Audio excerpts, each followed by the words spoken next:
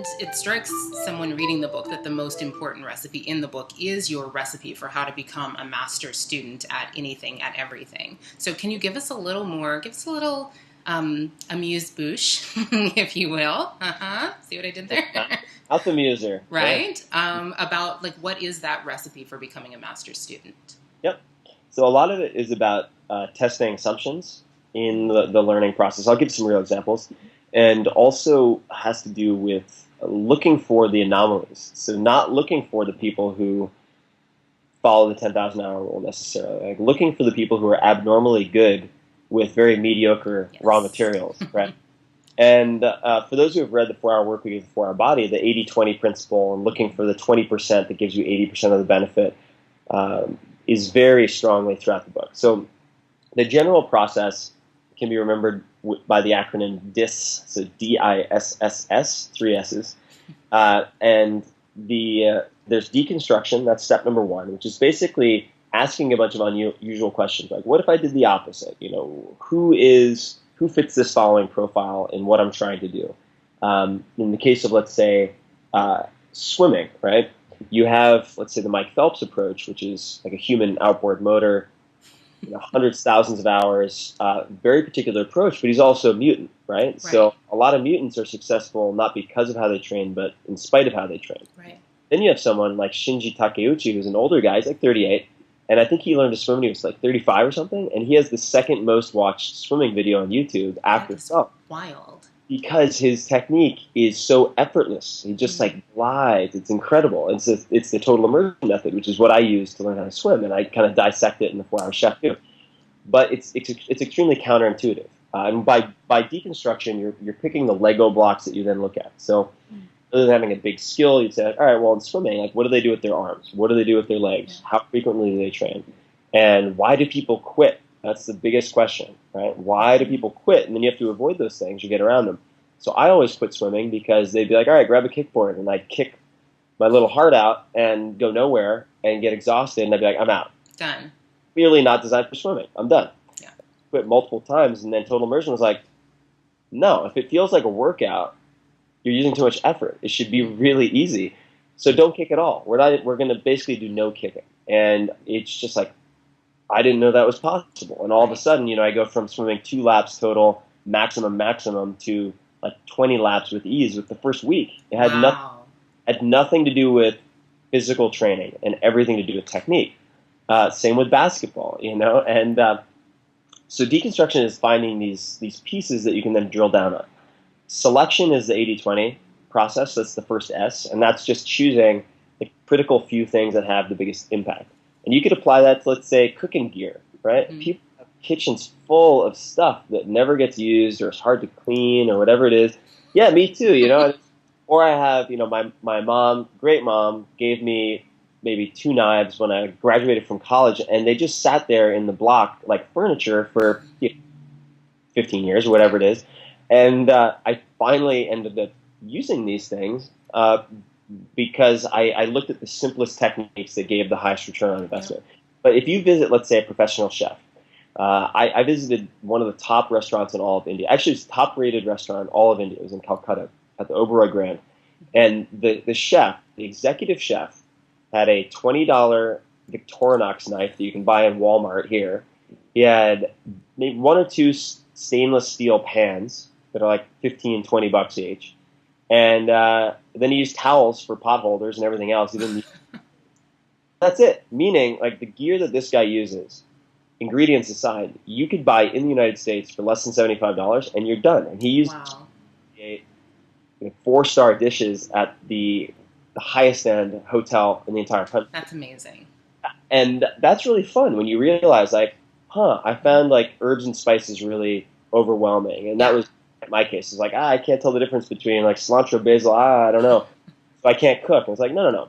You talk to, let's say, a really good chef, and they'll say, look, understand salt, different types of salt, get really good pepper, learn how to use acids like lemon and white vinegar, and you're done. Like, chill out. Just focus on that for the first like week, and you can make amazing food where people will ask you like, oh, what did you put on this? It's like salt and pepper and and magic.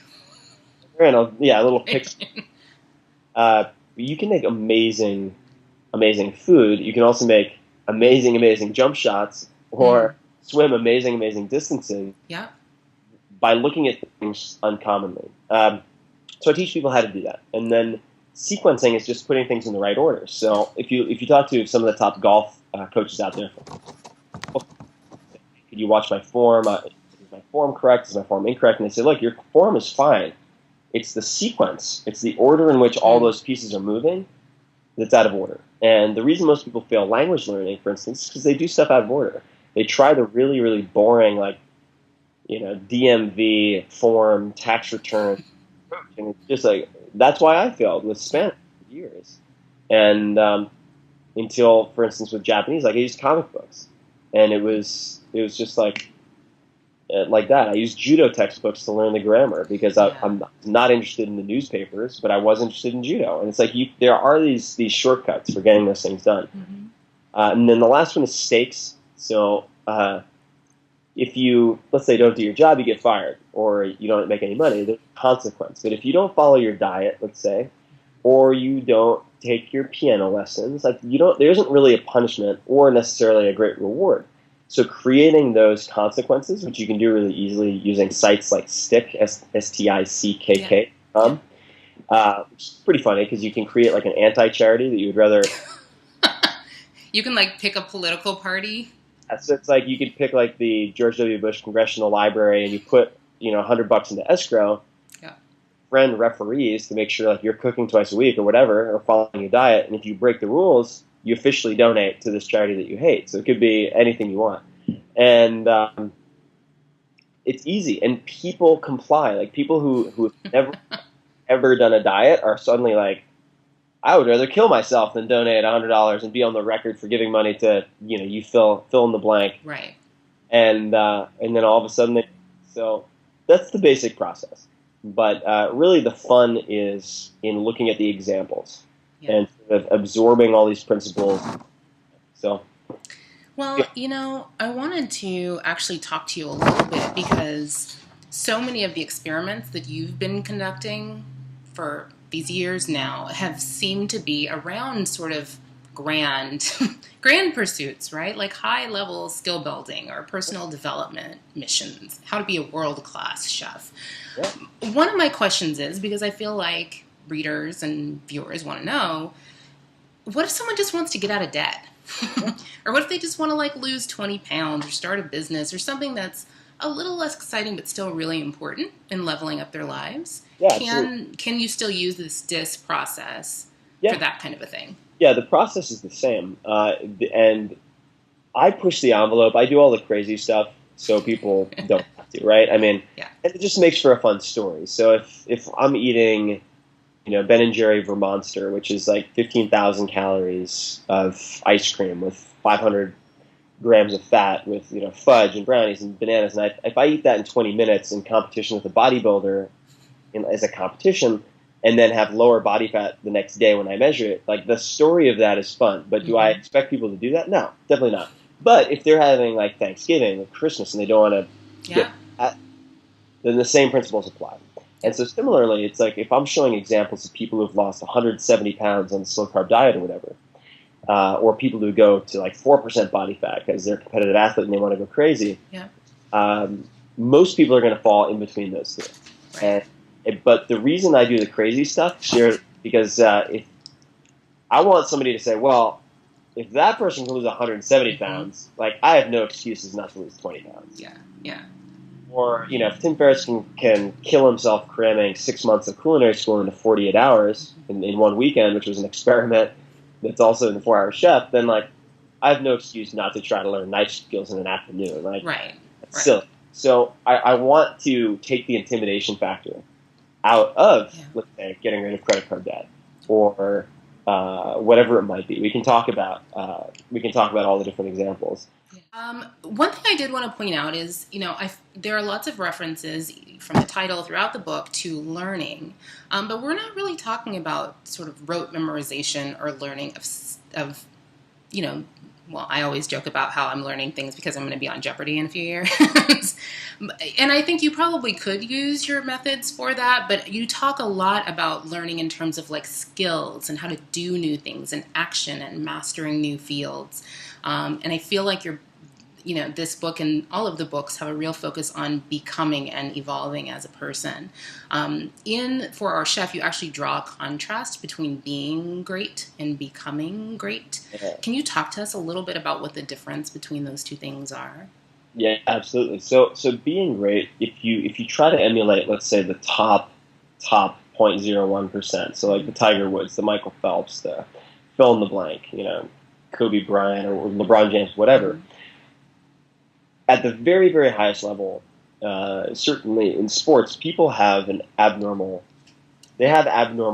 builds or genetics or whatever. I mean, if you're going to be a Tiger Woods, for instance, like pretty early on. I mean, he was, instead of drawing pirate ships when he was a kid, literally like 7, 8 years old, he was drawing the trajectories of different irons. I mean, yeah.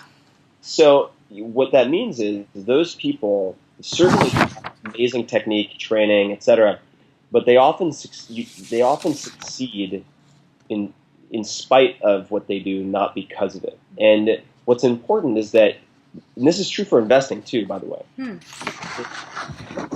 how someone got from ground zero to like top 5% in the world, not what they do once they get there. Because very different, right? Like building and preserving wealth are two very different things. They require two entirely different things. And in my second life, I'm involved with startups, and I'm involved with some very successful startups like Evernote, Uber, Twitter, etc. Some obviously on paper, which in any type of investing, including real estate, you have to be very careful about. But I think looking at how people go in the shortest period of time from nothing to very impressive, or top, the way I define world class is top 5% in the general population in the world, is often much more actionable. Actually, always more actionable. Yeah. Than looking at how the best in the world have stayed there for the last 20 years. That's not applicable to a novice. And so that's the distinction. I think that's really interesting in the world of sort of digital content, and specifically in real estate, which is what I work in. There are all these sorts of infographics constantly published, contrasting the behavioral patterns of like the 1% and the 99%, as though the behavior patterns of the 1% were truly aspirational and actionable, to your point, by the rest of us. The rest of us may not always be able to do that, so you're right. Or you may not. It may not be the best advice to emulate that. Right. So, I mean, very typically, like you look at, let's say, how. I'm trying to think of a good example. Well, if you look at, let's say, how I launched the first book versus launched the third book, they're very, very different, because now I have the first book was down by 26 publishers, and now I have more of a platform. I have other options I didn't have the first time around. So if you were launching your first book, certainly you could ask me for advice and look at things that I've learned through the second and third books. But if you wanted a real example of how someone with no name, no resources, no anything launched a book, you'd be better off looking at the first book. Right. And I think that that's true for, let's say, if someone has turned 400 properties, I wouldn't look at how they do 350 to 400. I'd look at how they did the first 200. Yeah. And because that may be a more accurate comparable for you than looking at where they are when they walk into the bank and get like high fives from the president, Didn't start that way. Right. And I think what we're talking about is still falling within that sort of deconstruction type theme. It does sound like you have sort of a theme in your track record of spotting the way to learning something really fast by looking for what we would almost call contrarians in the investment world, or seeking like the ways to flip the status quo around.